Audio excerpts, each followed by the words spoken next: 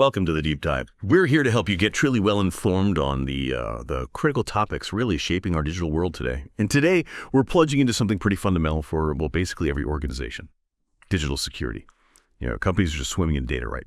But the real challenge, where the actual power is, isn't just collecting it all. It's knowing what to measure.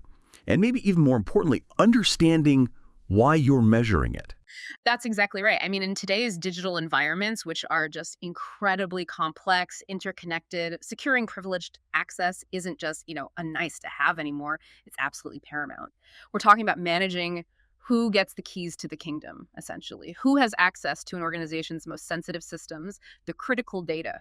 And without clear metrics, actionable ones, it's honestly like trying to navigate a ship in just thick fog. You might feel busy, sure, but you have no real idea if you're actually making progress or how effective your security really is, which, it raises a really important question.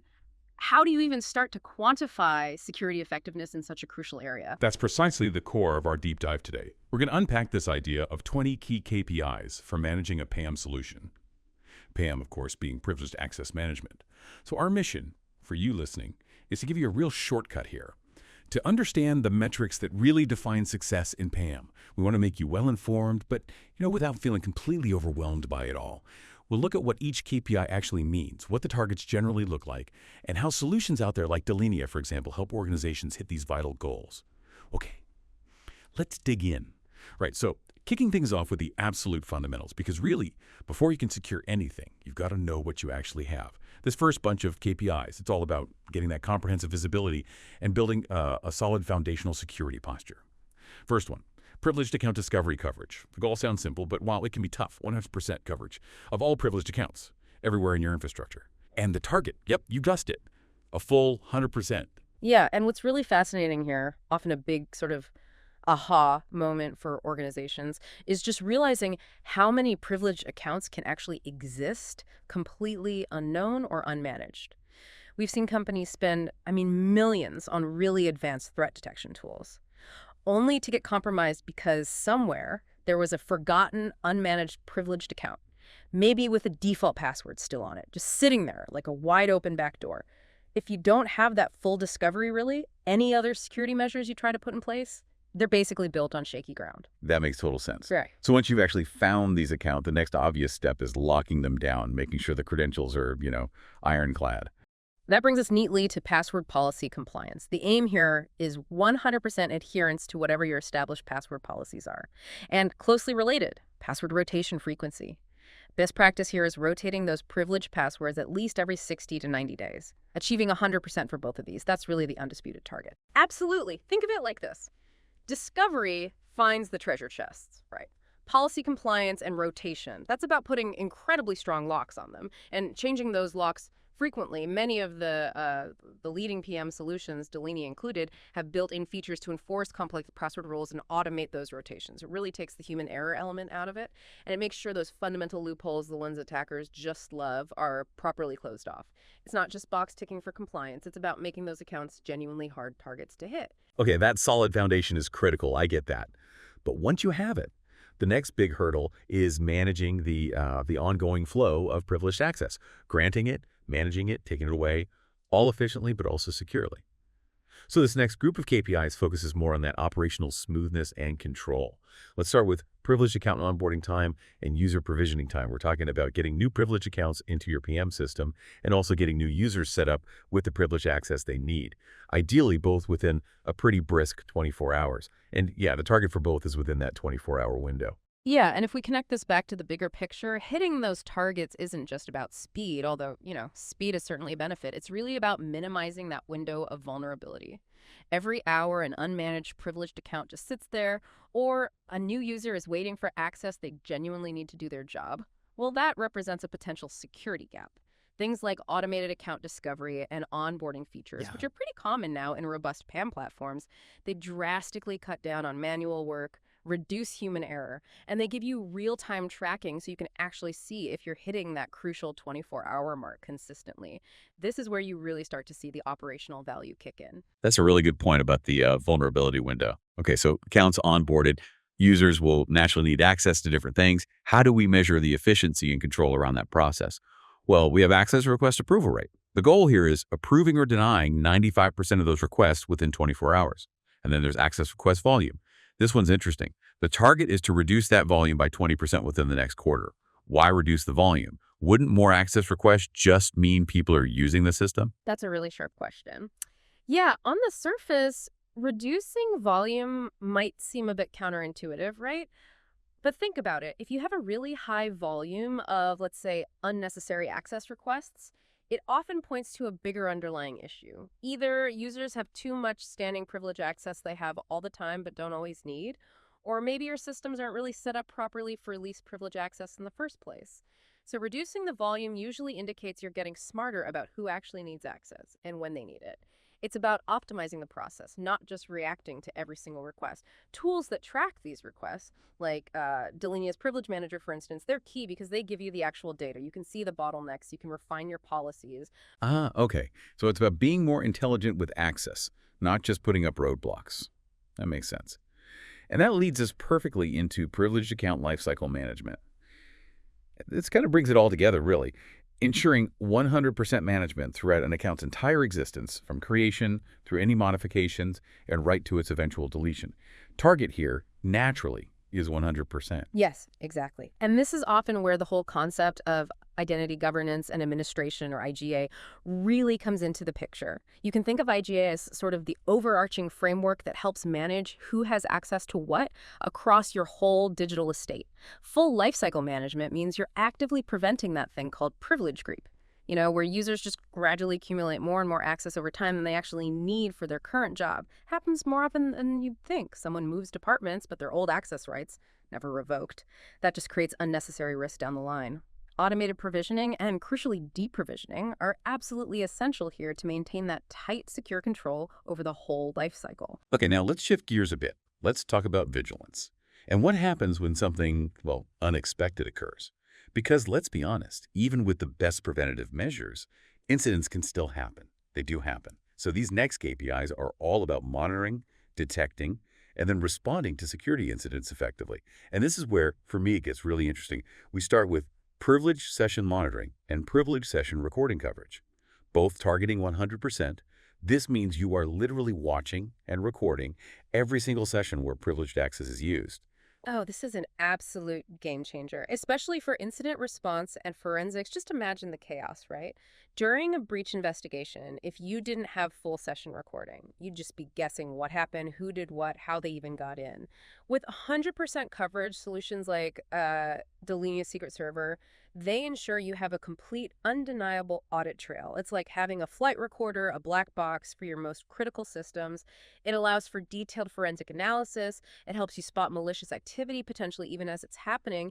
And it can even be used as a training tool to show people the right way to use privileged access. It really shifts your security posture from relying on guesswork to having clear, hard evidence. Yeah, I can see how that would make understanding and responding so much faster, so much more efficient. And speaking of efficiency, we then get into those critical response times. We've got mean time to detect, MTTD. The aim here is detecting security incidents within a, frankly, very aggressive 30 minutes, and then mean time to respond, MTTR, responding within just 1 hour. Those are incredibly tight targets. What are the biggest hurdles for organizations trying to actually hit those kinds of MTTD and MTTR numbers? Is it just about having the latest tech? 30 minutes to detect, an hour to respond. Yeah, they are definitely ambitious targets, but they are achievable with the right strategy in place. And it's absolutely not just about the technology, although, having well-integrated solutions is crucial, no doubt. Often, the biggest hurdles are actually process and people. Are the alerts even going to the right teams? Are those teams properly trained to recognize an anomaly quickly and, crucially, empowered to act on it immediately? This is where integration with SIM, that security information and event management systems, becomes so important. SIMs pull in logs and alerts from everywhere, including your PAM solution, to give you that single holistic view. Effective anomaly detection, automated workflows, those are vital tech pieces. But so is having a well-practiced, well-drilled incident response plan that everyone understands. Ultimately, your ability to detect and respond quickly, measured by MTTD and MTTR, it's a direct reflection of your operational security maturity. Right. So it's a whole ecosystem, tech, process, people all working smoothly together. And with all these potential alerts and activities, how do you prioritize? Where do you focus first? That brings us nicely to the privileged account risk score. The target here is maintaining an average risk score below 2.0. What does that score actually represent? Yeah, it's not just some arbitrary number. It's a dynamic metric designed to help you quickly pinpoint which accounts pose the most immediate threat at any given time. Solutions like Delinea, they assign a score, they call it the Delinea score, based on a whole range of factors, things like usage patterns, any policy violations associated with the account, historical activity, compliance framework alignment. It essentially allows security teams to focus their, let's face it, often limited resources where they're needed most urgently. Rather than just chasing down every single low-level alert, it really helps prioritize efforts, directing that critical attention to potential high-risk situations before a minor issue has a chance to escalate into a major breach. Okay, moving on. Beyond just the immediate security actions, there's that ever-present, absolutely non-negotiable need for compliance and accountability. This next set of KPIs speaks directly to meeting those regulatory requirements, providing clear audit trails, which, as we know, is just paramount in today's highly regulated world. Let's dive into compliance violations. The goal here is pretty ambitious. Reduce them by 50% within the next quarter. And alongside that, compliance framework adherence, targeting 100% adherence to all the relevant compliance frameworks that apply to your organization. Yeah, these two absolutely go hand in hand. And robust compliance. It isn't just about dodging those potentially hefty fines, although that's certainly a motivator. It actually builds incredible trust with your customers, with partners, with regulators. It clearly demonstrates a serious commitment to protecting data, whether you're dealing with, PCI DSS for payment card data, IPA for healthcare information, maybe NIST standards if you work with the federal government. Being able to map your access control policies directly to these specific framework requirements and actively tracking any violations. It helps ensure you're not just meeting the letter of the law, but also the spirit of secure operations. Many PAM platforms now offer real-time compliance reporting features specifically to make this whole process much, much less of a headache. Right. And when those auditors inevitably show up, or you just need the data for internal review, you absolutely need it ready, at your fingertips. That leads us straight to audit and compliance reporting. Target. Generate 100% of the required reports within 24 hours. Pretty demanding. And crucially, audit log retention. Also aiming for 100% retention for the required period, which could be, 1 year?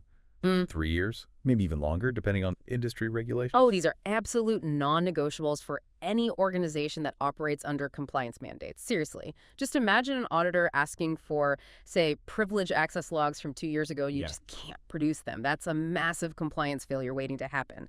Big fines, reputational damage. So the ability to generate comprehensive, accurate audit logs and compliance reports practically in real time, and then store them securely, tamper-proof for those required long periods. It isn't just a convenience, it's a critical legal and operational requirement. It's your proof that you're actually doing what you claim you're doing with security and access. And that proof is invaluable. Okay, final one in this compliance and accountability section. Privileged account entitlements. The goal here is to review and update 100% of all privileged account entitlements on a quarterly basis. Yes, and this is a direct weapon against that privilege creep we mentioned earlier. People's roles change, projects finish, employees leave. If you're not regularly reviewing who has access to what and actively revoking access that's no longer needed, you're just leaving doors unlocked, basically, creating attack vectors. A formal quarterly review process ensures that the access granted always aligns with current roles and responsibilities. It keeps things tidy. It has to be an active, ongoing process. It reinforces that core principle of least privilege, ensuring nobody has more access than they absolutely need for any longer than they absolutely need it. Okay, finally, we've covered a lot. Discovery, policies, operations, response, compliance. But a PAM solution, no matter how technically brilliant it is on paper, is only truly effective if people actually use it and if it's reliable. So the last two KPIs really highlight the overall health and operational status of your PAM program.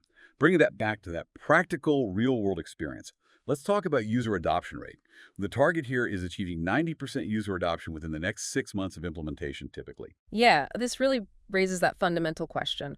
What is the point of investing potentially significant resources in a sophisticated PAM solution if your team isn't actually using it effectively? A technically perfect solution that just gathers digital dust. It's useless from a security perspective. High user adoption rates indicate that the solution is properly integrated into people's daily workflows, that it's hopefully user-friendly enough, and that it provides clear, tangible value to those who need to use it. It means your investment is actually translating into enhanced security practices on the ground.